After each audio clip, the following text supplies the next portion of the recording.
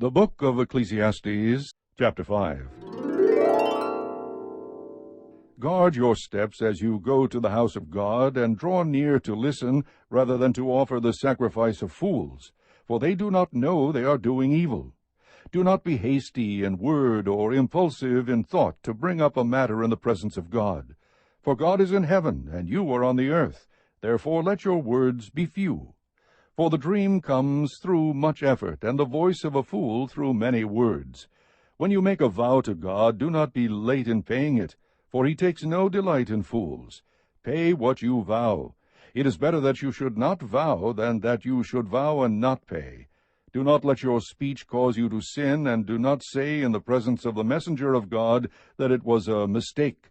Why should God be angry on account of your voice and destroy the work of your hands? For in many dreams and in many words there is emptiness. Rather, fear God. If you see oppression of the poor, and denial of justice and righteousness in the province, do not be shocked at the sight. For one official watches over another official, and there are higher officials over them. After all, a king who cultivates the field is an advantage to the land. He who loves money will not be satisfied with money, nor he who loves abundance with its income. This too is vanity. When good things increase, those who consume them increase. So what is the advantage to their owners except to look on? The sleep of the working man is pleasant, whether he eats little or much, but the full stomach of the rich man does not allow him to sleep. There is a grievous evil which I have seen under the sun, riches being hoarded by their owner to his hurt.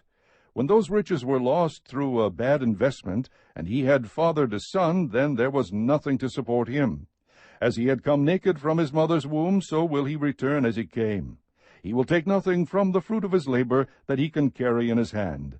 This also is a grievous evil. Exactly as a man is born, thus will he die. So what is the advantage to him who toils for the wind? Throughout his life he also eats in darkness with great vexation, sickness, and anger. Here is what I have seen to be good and fitting, to eat, to drink, and enjoy oneself in all one's labor in which he toils under the sun during the few years of his life which God has given him, for this is his reward. Furthermore, as for every man to whom God has given riches and wealth, he has also empowered him to eat from them, and to receive his reward and rejoice in his labor. This is the gift of God, for he will not often consider the years of his life, because God keeps him occupied with the gladness of his heart. Chapter 6. There is an evil which I have seen under the sun, and it is prevalent among men, a man to whom God has given riches and wealth and honor, so that his soul lacks nothing of all that he desires, yet God has not empowered him to eat from them, for a foreigner enjoys them. This is vanity and a severe affliction. If a man fathers 100 children and lives many years, however many they be, but his soul is not satisfied with good things, and he does not even have a proper burial, then I say, better the miscarriage than he, for it comes in futility and goes into obscurity, and its name is covered in obscurity. It never sees the sun, and it never knows anything. It is better off than he. Even if the other man lives 1,000 years twice, and does not enjoy good things, do not all go to one place? All a man's labor is for his mouth, and yet the appetite is not satisfied.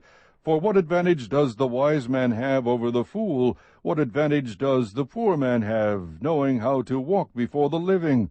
What the eyes see is better than what the soul desires. This too is futility, and a striving after wind. Whatever exists has already been named, and it is known what man is, for he cannot dispute with him who is stronger than he is. For there are many words which increase futility. What then is the advantage to a man? For who knows what is good for a man during his lifetime, during the few years of his futile life? He will spend them like a shadow, for who can tell a man what will be after him under the sun? Chapter 7. A good name is better than a good ointment, and the day of one's death is better than the day of one's birth. It is better to go to a house of mourning than to go to a house of feasting, because that is the end of every man, and the living takes it to heart. Sorrow is better than laughter, for when a face is sad, a heart may be happy.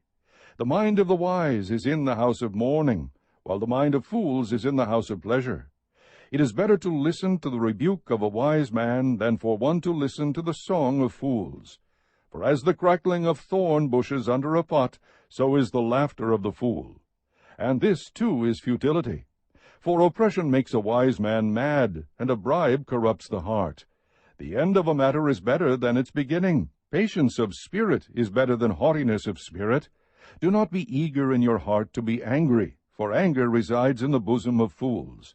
Do not say, Why is it that the former days were better than these? For it is not from wisdom that you ask about this. Wisdom along with an inheritance is good, and an advantage to those who see the sun. For wisdom is protection just as money is protection. But the advantage of knowledge is that wisdom preserves the lives of its possessors. Consider the work of God, for who is able to straighten what he has bent? In the day of prosperity be happy, but in the day of adversity consider, God has made the one as well as the other, so that man will not discover anything that will be after him. I have seen everything during my lifetime of futility. There is a righteous man who perishes in his righteousness, and there is a wicked man who prolongs his life in his wickedness. Do not be excessively righteous, and do not be overly wise. Why should you ruin yourself? Do not be excessively wicked, and do not be a fool. Why should you die before your time? It is good that you grasp one thing, and also not let go of the other. For the one who fears God comes forth with both of them. Wisdom strengthens a wise man more than 10 rulers who are in a city. Indeed, there is not a righteous man on earth who continually does good, and who never sins. Also, do not take seriously all words which are spoken, so that you will not hear your servant cursing you. For you also have realized that you likewise have many times cursed others. I tested all this with wisdom, and I said, I will be wise. But it was far from me. What has been is remote and exceedingly mysterious. Who can discover it? I directed my mind to know, to investigate, and to seek wisdom and an explanation, and to know the evil of folly and the foolishness of madness. And I discovered more bitter than death the woman whose heart is snares and nets, whose hands are chains. One who is pleasing to God will escape from her, but the sinner will be captured by her. Behold, I have discovered this, says the preacher, adding one thing to another to find an explanation, which I am still seeking but have not found. I have found one man among 1,000, but I have not found a woman among all these. Behold, I have found only this, that God made men upright, but they have sought out many devices. Chapter 8. Who is like the wise man, and who knows the interpretation of a matter? A man's wisdom illumines him, and causes his stern face to beam. I say, keep the command of the king because of the oath before God. Do not be in a hurry to leave him. Do not join in an evil matter, for he will do whatever he pleases. Since the word of the king is authoritative, who will say to him, What are you doing? He who keeps a royal command experiences no trouble, for a wise heart knows the proper time and procedure. For there is a proper time and procedure for every delight, though a man's trouble is heavy upon him. If no one knows what will happen, who can tell him when it will happen? No man has authority to restrain the wind with the wind, or authority over the day of death, and there is no discharge in the time of war, and evil will not deliver those who practice it. All this I have seen, and applied my mind to every deed that has been done under the sun, wherein a man has exercised authority over another man to his hurt. So then I have seen the wicked buried, those who used to go in and out from the holy place, and they are soon forgotten in the city where they did thus. This too is futility, because the sentence against an evil deed is not executed quickly, therefore the hearts of the sons of men among them are given fully to do evil. Although a sinner does evil 100 times and may lengthen his life, still I know that it will be well for those who fear God, who fear him openly. But it will not be well for the evil man, and he will not lengthen his days like a shadow, because he does not fear God. There is futility which is done on the earth, that is, there are righteous men to whom it happens according to the deeds of the wicked. On the other hand, there are evil men to whom it happens according to the deeds of the righteous.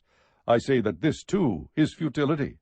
So I commended pleasure, for there is nothing good for a man under the sun except to eat, and to drink, and to be merry, and this will stand by him in his toils throughout the days of his life, which God has given him under the sun. When I gave my heart to know wisdom, and to see the task which has been done on the earth, even though one should never sleep day or night, and I saw every work of God, I concluded that man cannot discover the work which has been done under the sun. Even though man should seek laboriously, he will not discover. And though the wise man should say, I know, he cannot discover.